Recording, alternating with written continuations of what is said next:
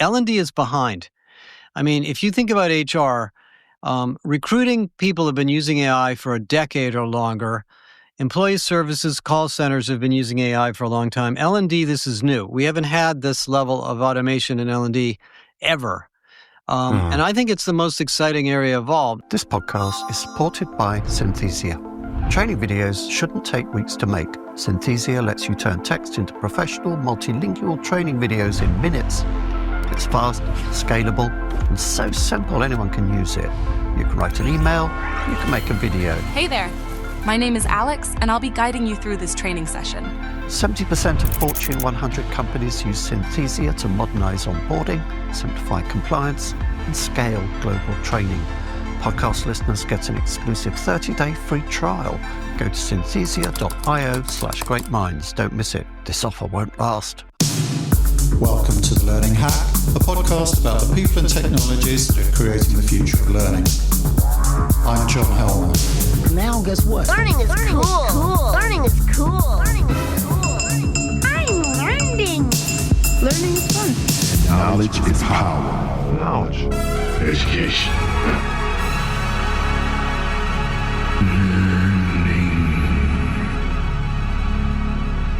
Hi.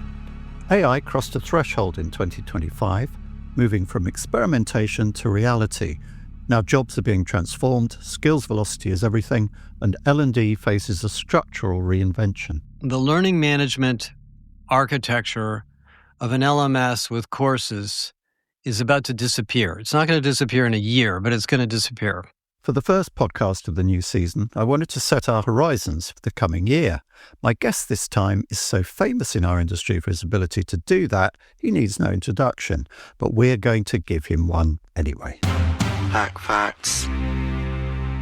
Josh Bersin is one of the most influential analysts in the global HR, learning, and work tech space.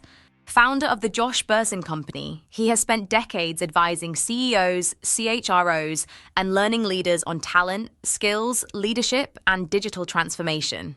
His research has shaped how organizations think about learning culture, skills velocity, and, more recently, the impact of AI on work. We tend to treat analysts like Delphic oracles, but in reality, they can no more foretell the future than you or I.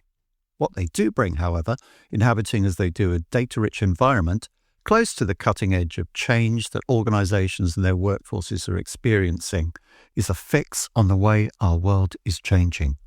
And the key decisions you might need to make in the coming year.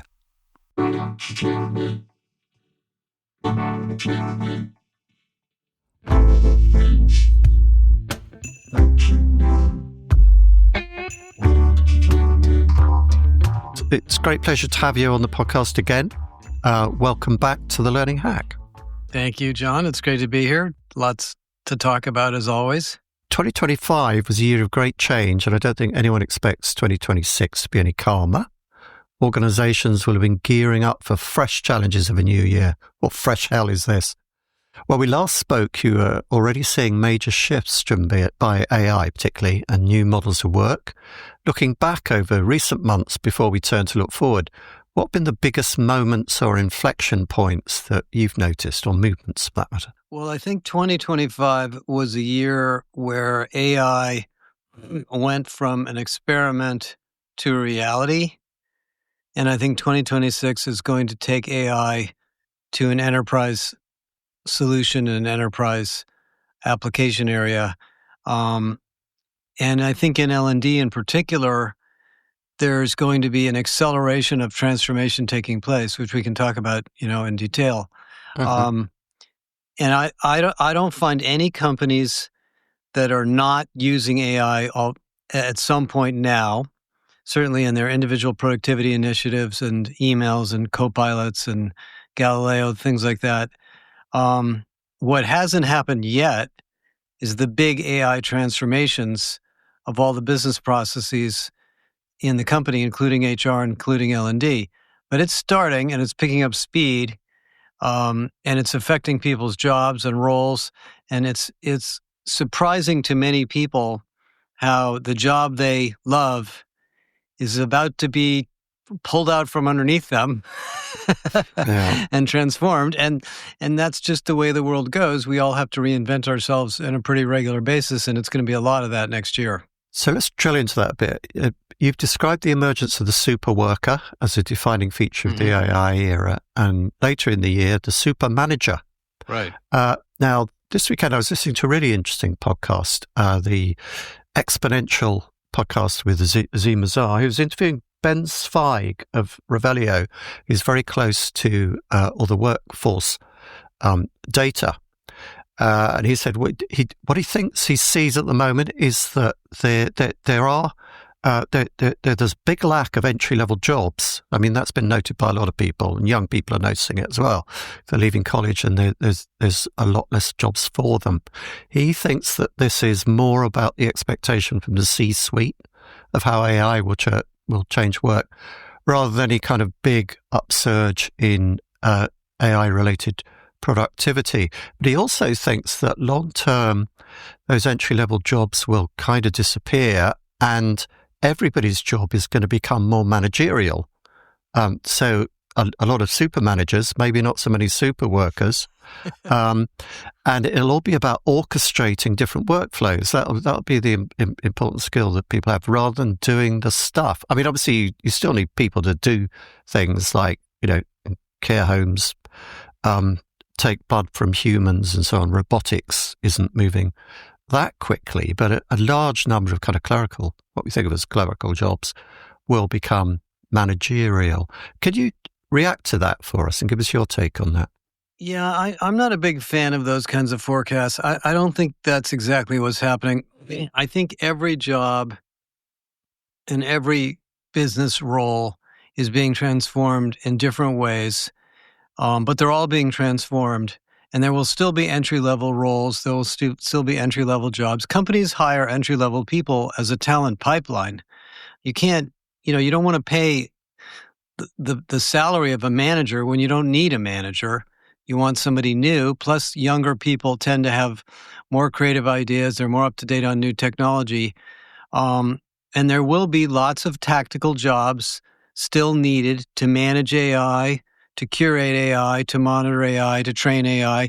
So what we currently consider, like I'm old enough that I remember a steno pool. When I worked at IBM, we had typists typing on Selectric typewriters, and you would walk into the steno pool room with a piece of paper that you had written by hand, and they would type it for you into a letter. Yeah. Those jobs obviously disappeared when we had word processors and then PCs, but those people are probably either executives assistants or they're working in sales or customer service. If all the customer service jobs are automated by AI, the entry, quote unquote, entry-level customer service job is now a more consultative job. I was just on the phone with the CHRO of ServiceNow. They have used AI to automate their employee service HR service group, and they went from a 400-to-1 ratio to an 800-to-1 ratio. So essentially, they needed half as many people. But she said, what we're doing with the people that, maybe don't have to do those kinds of jobs is now they're spending more time on more important cases and more important situations.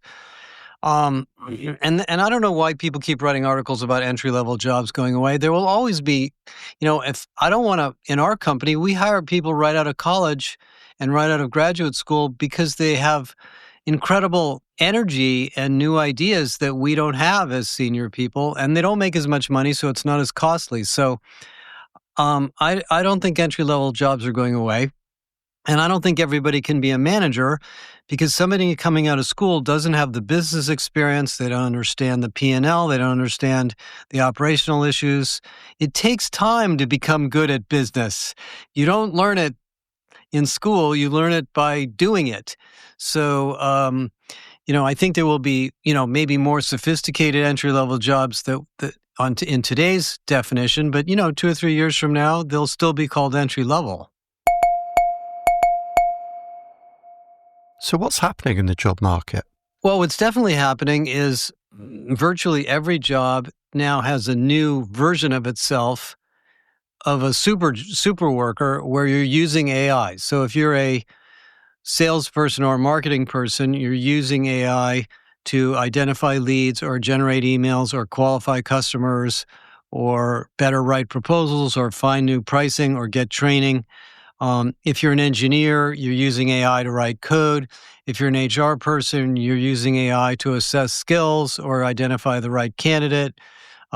If you're a project manager or a leader of some kind, you're using AI to do performance assessment and to evaluate project status. I mean, all of the jobs that we've created over the years are becoming enhanced by the superpowers of AI. And then over time, where I think that this is going to go is the vertical job families are going to overlap. The job families we have in, sales, marketing, product, engineering, research, finance, HR, legal, IT, et cetera, those are industrial designed job families with sort of vertical career paths, assuming that we would, sort of stitch all those vertical things together into the horizontal workflows of our company. One of the unique things that AI does is it actually creates cross-functional solutions. So if you think about, for example, I like to use the self-driving car as a good example. A self-driving car is not an automated steering wheel, automated brakes, automated windshield wipers. It's something else. It's a cross-domain solution that takes you from point A to point B and uses all of those vertical things in a much more integrated way. So, 3, 4, 5 years from now, we may not have these vertical kind of job career paths that we do today. We'll have more horizontal ones. It'll take a while because these agents aren't all built out yet, but and I think everybody has the opportunity to participate in this. The Steno Pool folks that I worked with at IBM in the 80s, they were very smart people. I'm sure they found other things to do. IBM probably redeployed them over time.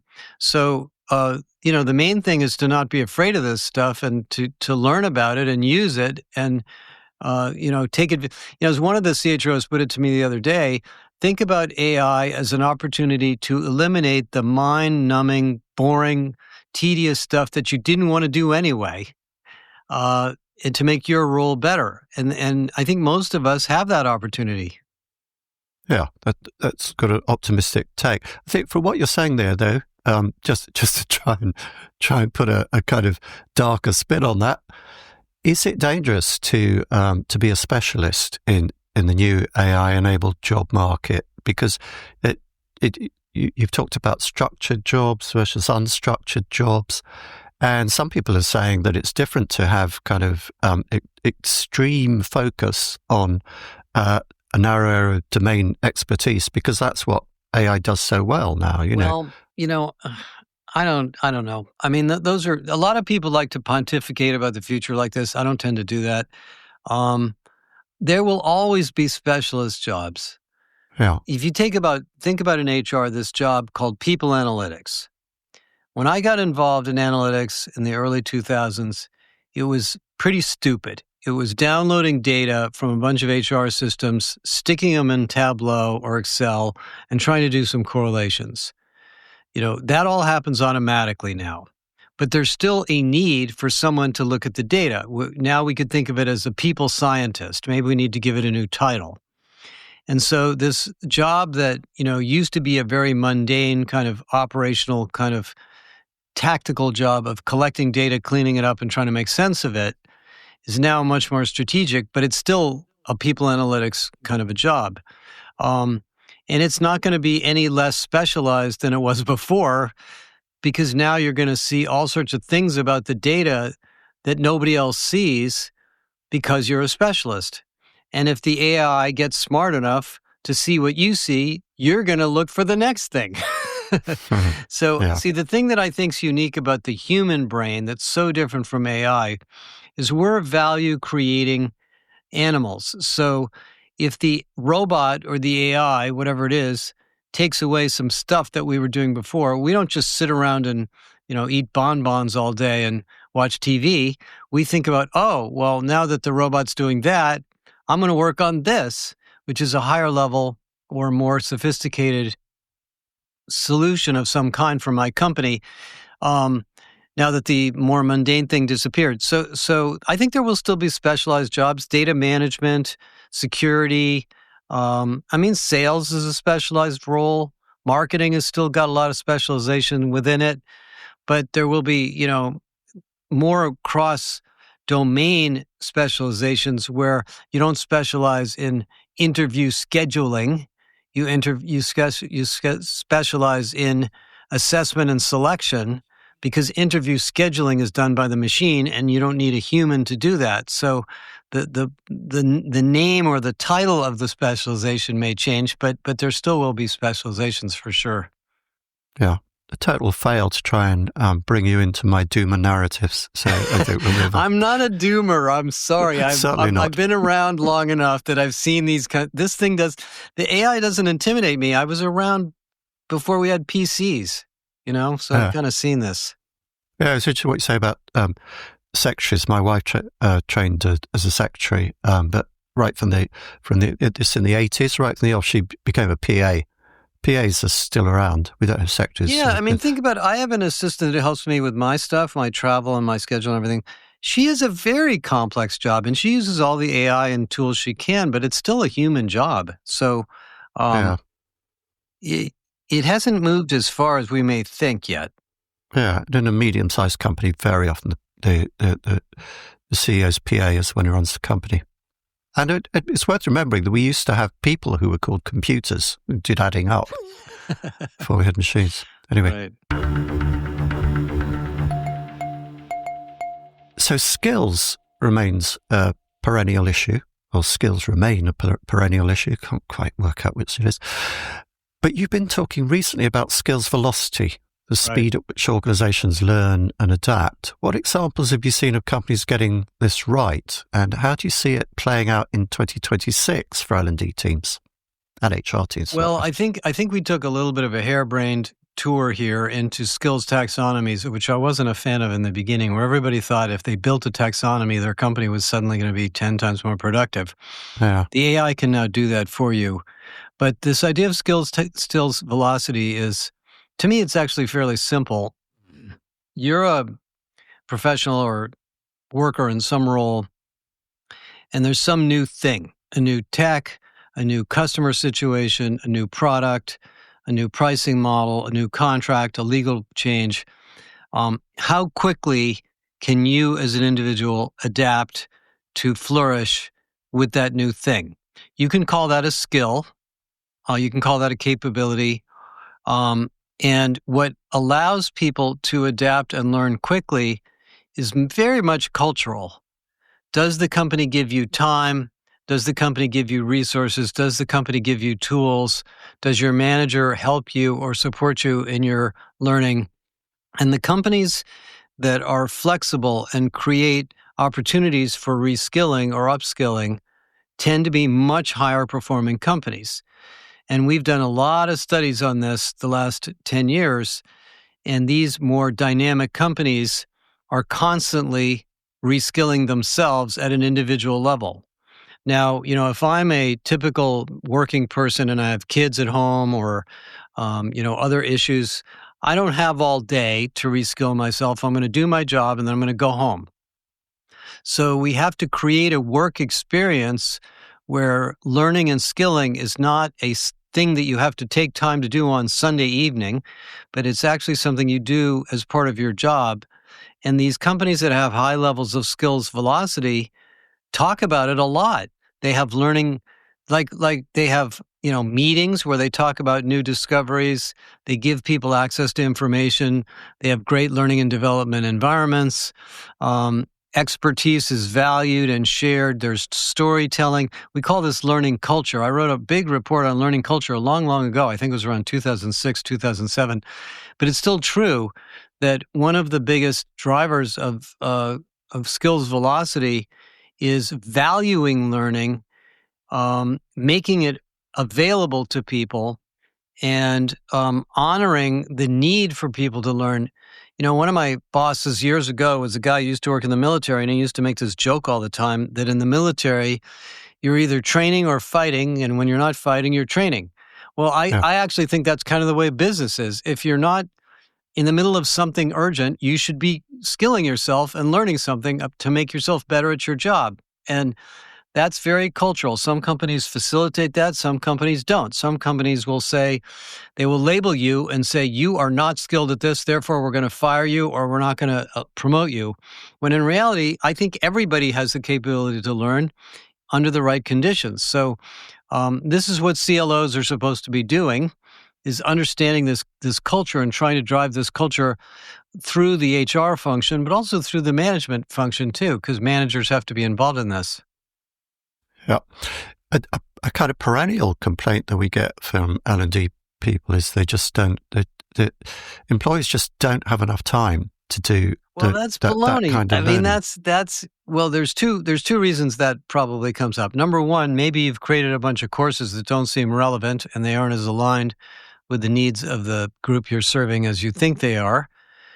The other is, like I said earlier, the culture of learning. If you're being asked or hired by a business person to help them with a learning problem, you should take it upon yourself to go back to that business person and say, if I develop this program or solution for you, are you going to make sure people use it?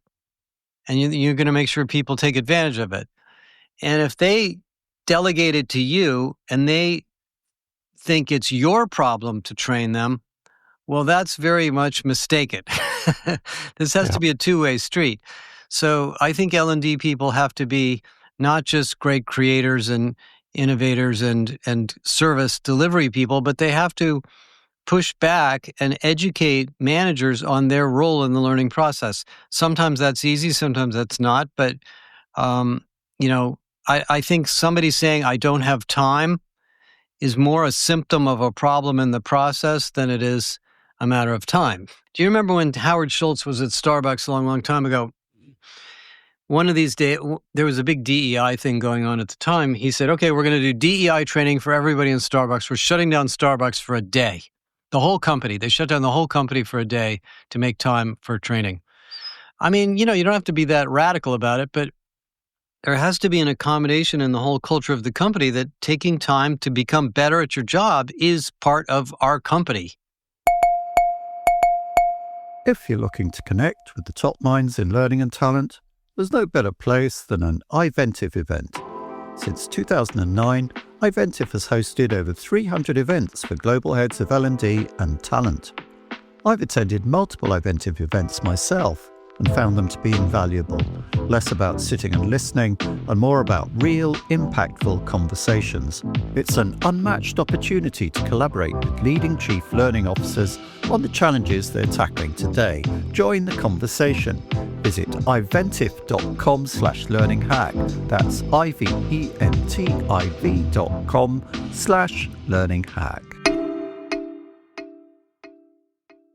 It can come from another direction too, the objections in financial, pharma, a lot of sectors, there's an awful lot of compliance learning to do.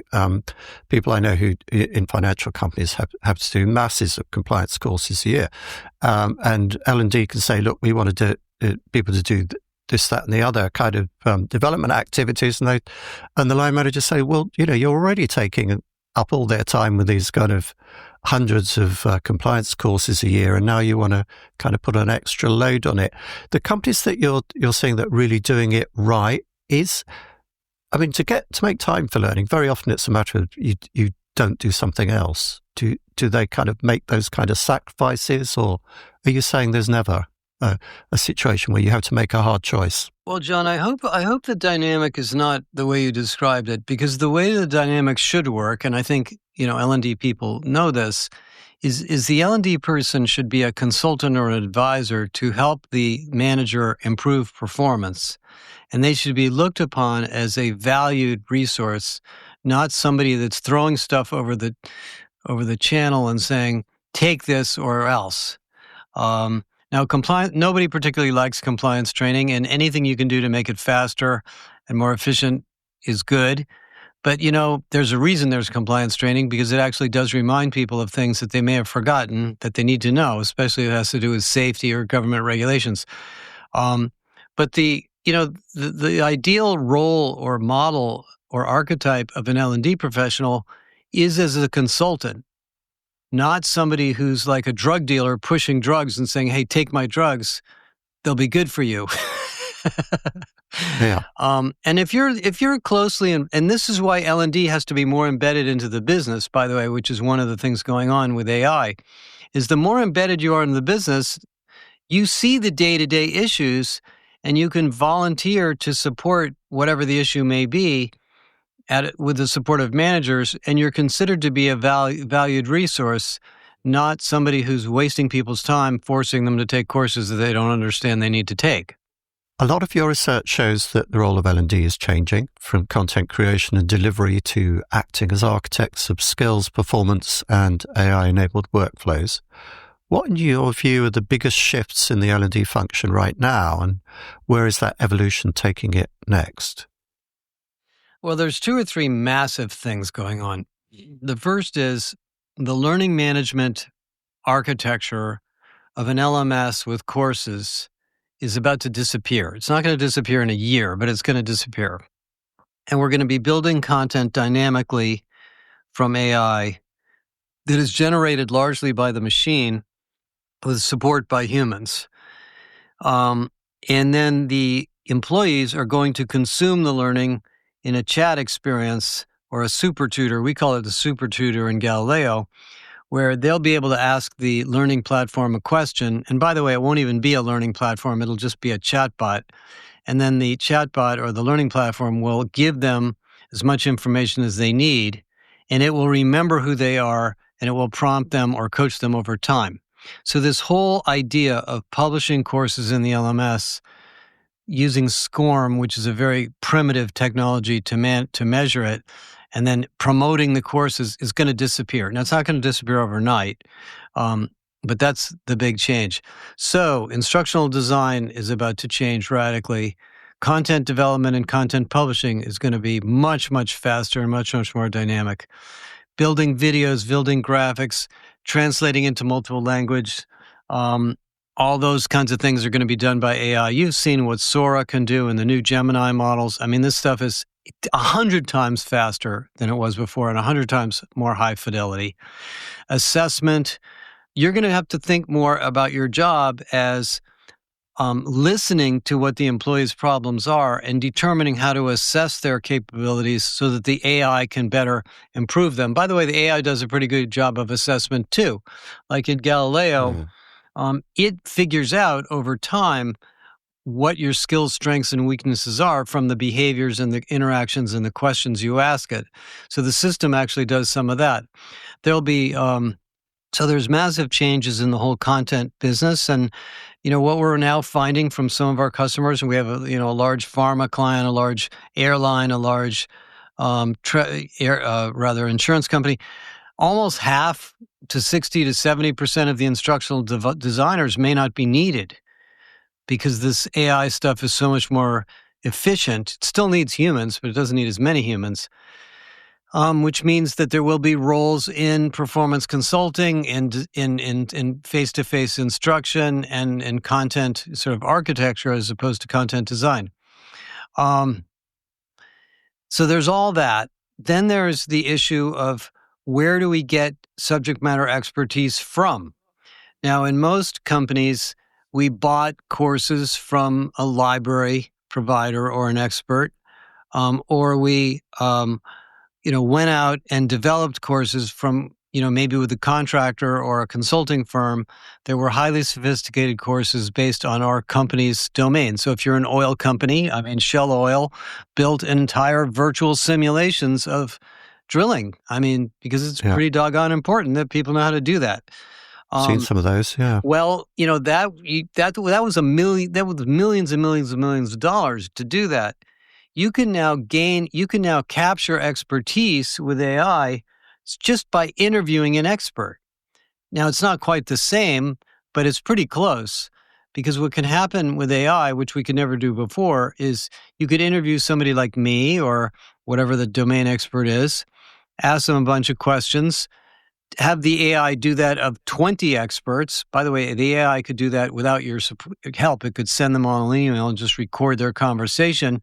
And the AI will essentially become a digital twin or a digital expert of those people. Now, it's not as sophisticated or nuanced as a human, but it can gain a lot of information. So if you could think about subject matter expert sort of collection from all of your repair people, all of your customer service people, all of your managers that you consider to be high performers, all of a sudden you're building a body of knowledge that might have taken you years to do in the past and was very hard to turn into instruction. So that's another huge area of new roles and new, I don't know what to call those jobs, but they're going to be different jobs, and they're going to be well suited in L&D as maybe knowledge collectors, knowledge curators, something like that.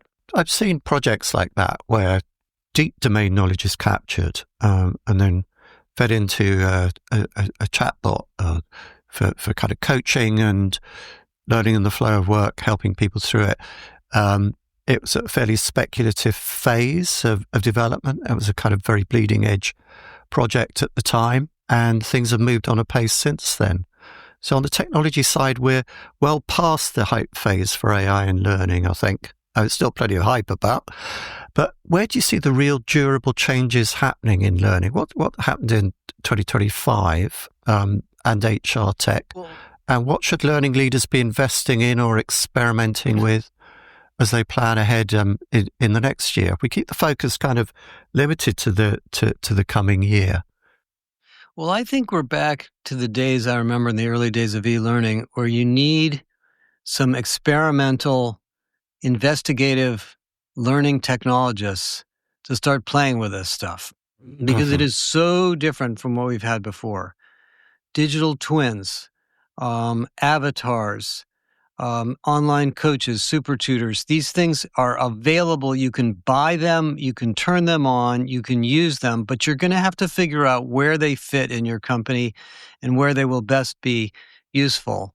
You know, there will undoubtedly be 100 new technologies in L&D. I'm sure when you go to this conference in Berlin, you're going to see tons of them in the education industry.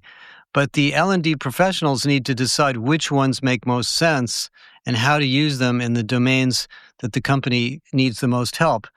I'll give you an example of digital twin. So we use a digital twin technology. We're sort of more like a professional services company and a research company than anything else.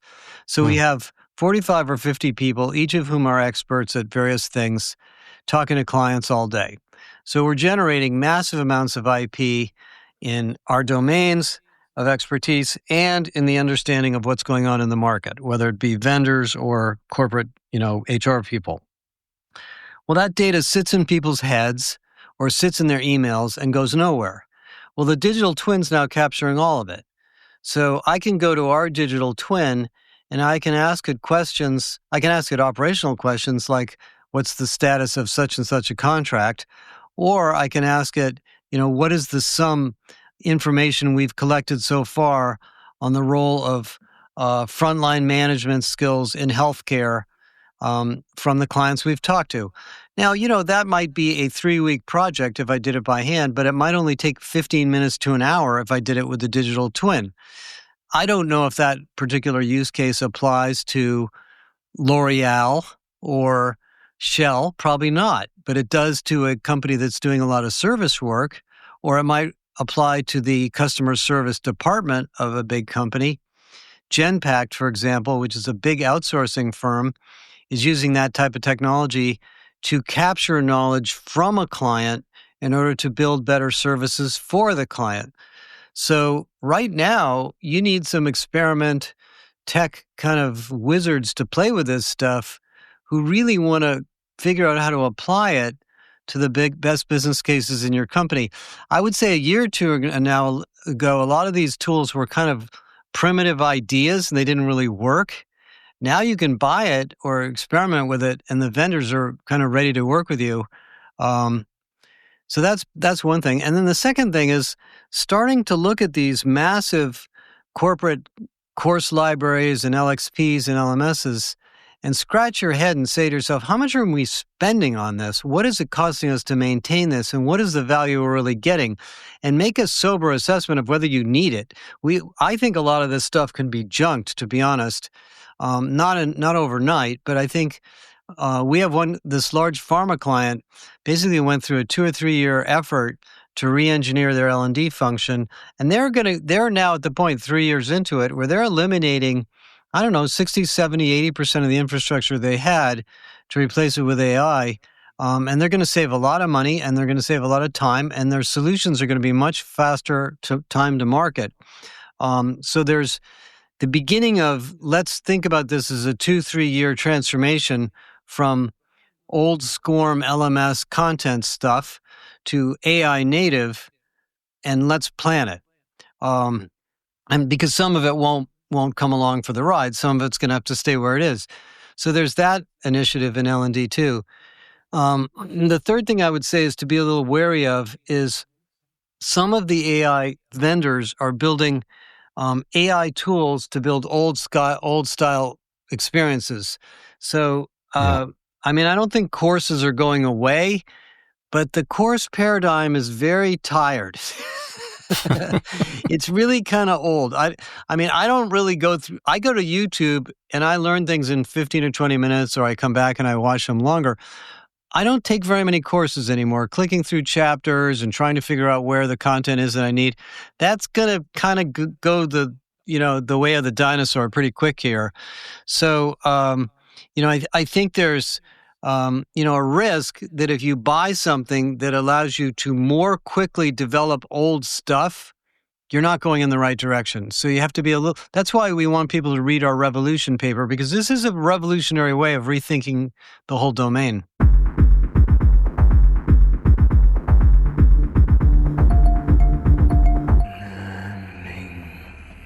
Going back to digital twins, that is a fairly accessible technology. You mentioned Galileo, so I mentioned our sponsor Synthesia. Synthesia does all sorts of stuff like that. Yeah, you can just go in and do it. I've contemplated having my own digital twin made, but my experience of using LLMs is that they're very polite.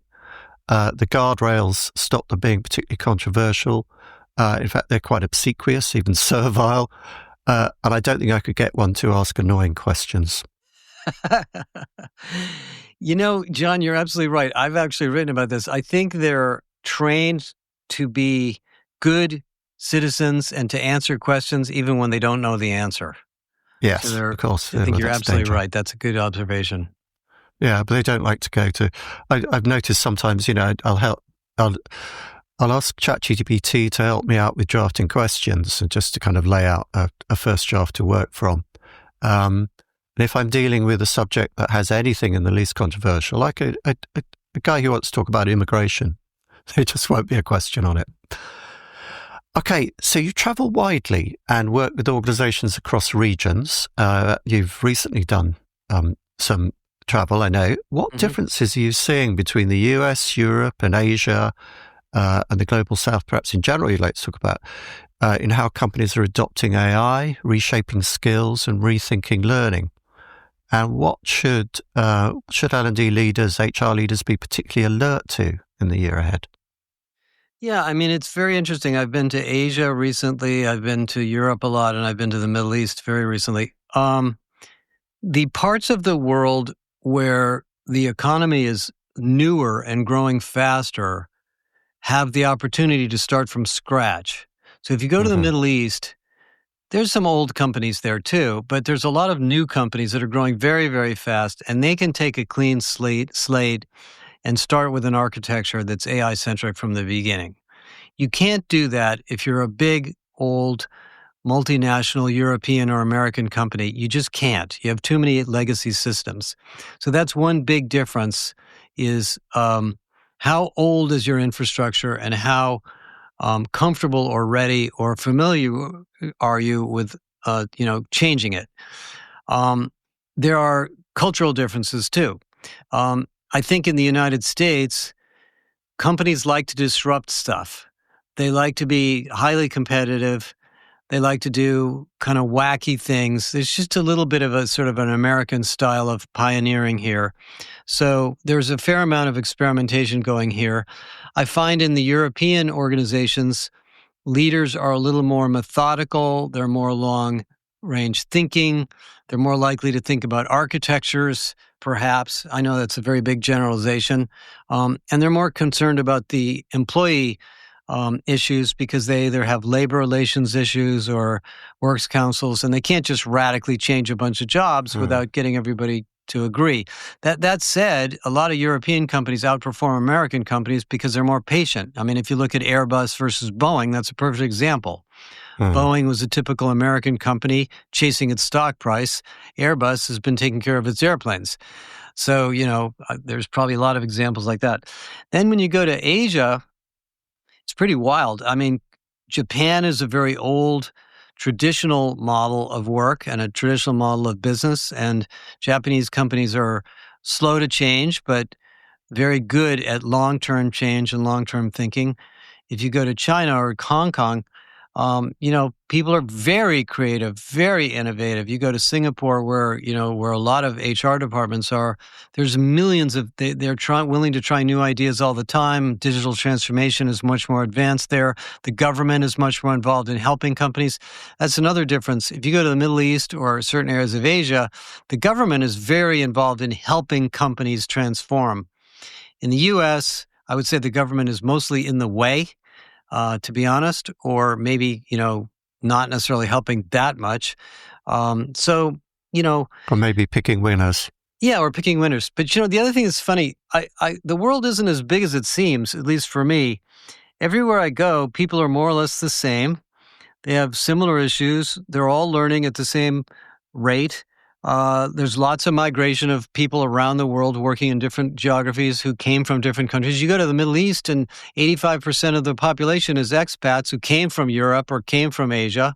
So it's not like there's only Arabs, from the Middle East there. It's lots and lots of heterogeneous people.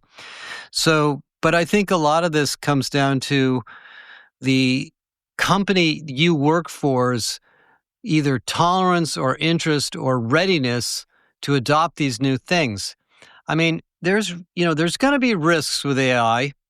It's not a perfect deterministic technology. Sometimes it doesn't do the right thing, and sometimes it doesn't generate the right content. But if you're willing to deal with that and accept that, the upside is just massive. So, how risk tolerant and how risk sort of familiar is your company with this? And we have maturity models for this. So anybody that's listening to this that wants to step through their company's situation, we'll be happy to help you figure out where to start. Right, sure you will. If you had to pick 2 or 3 signals that leaders should watch closely in 2026, signs of where the workforce and learning ecosystem are really heading.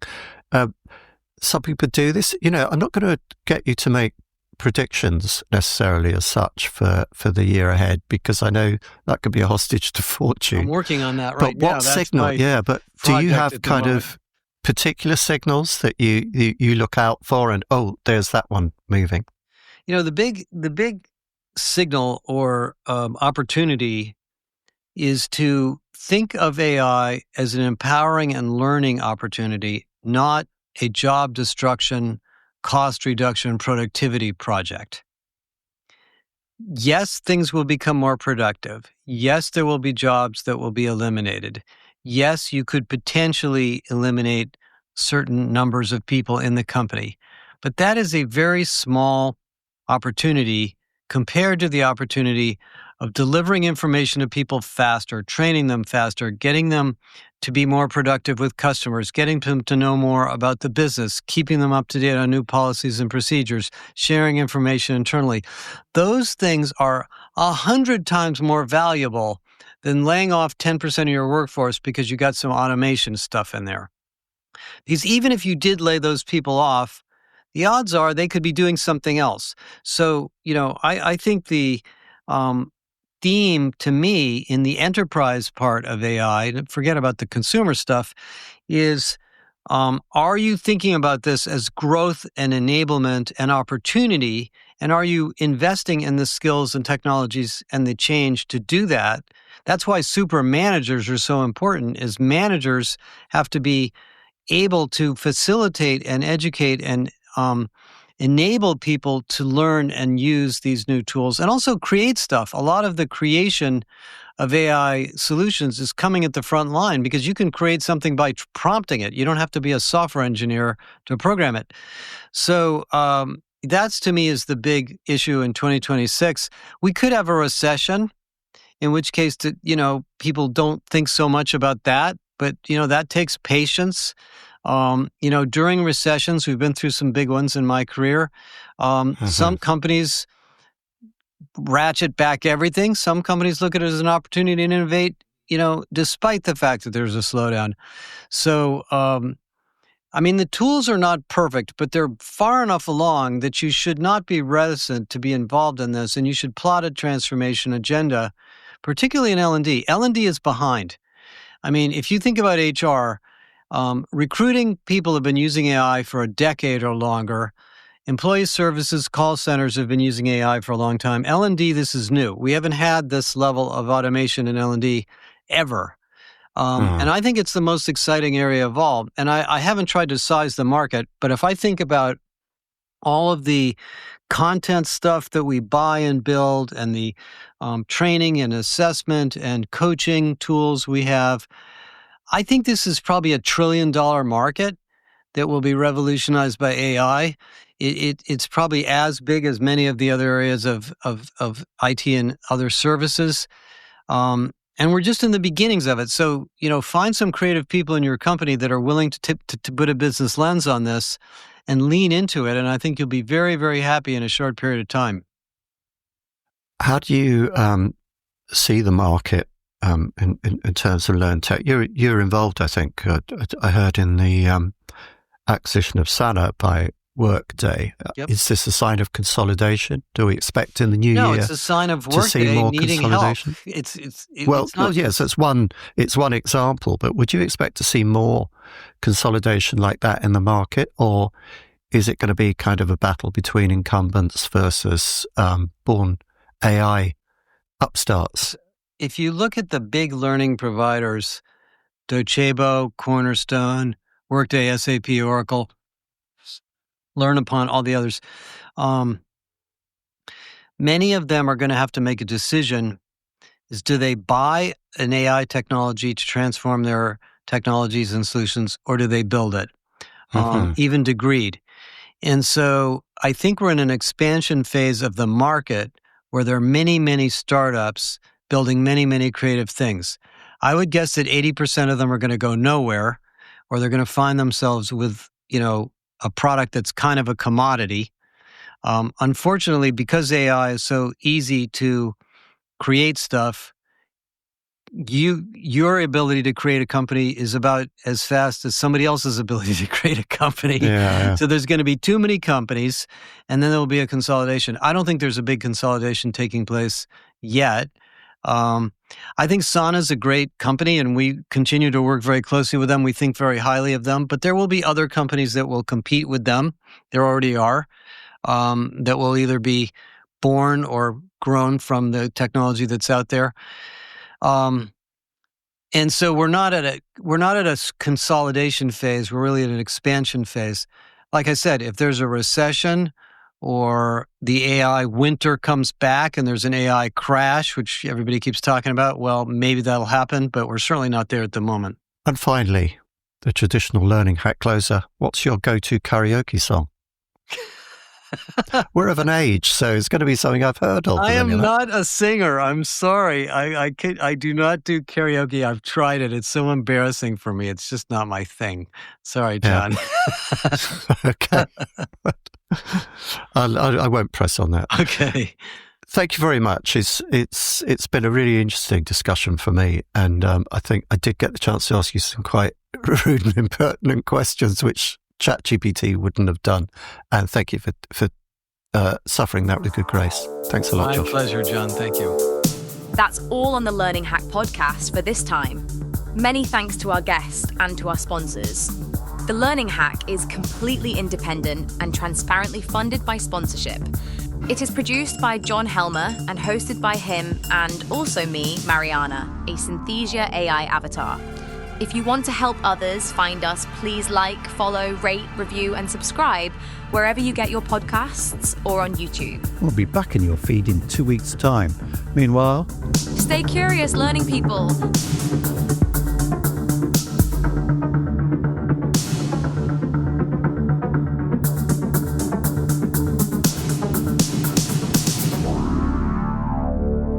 Now I finally get it.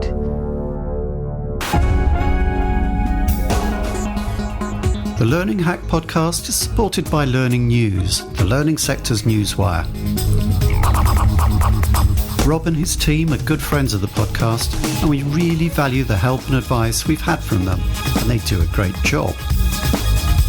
For the very latest news from around the learning sector, for interviews with learning leaders, the latest from learning sector vendors and features on workplace learning, go to learningnews.com.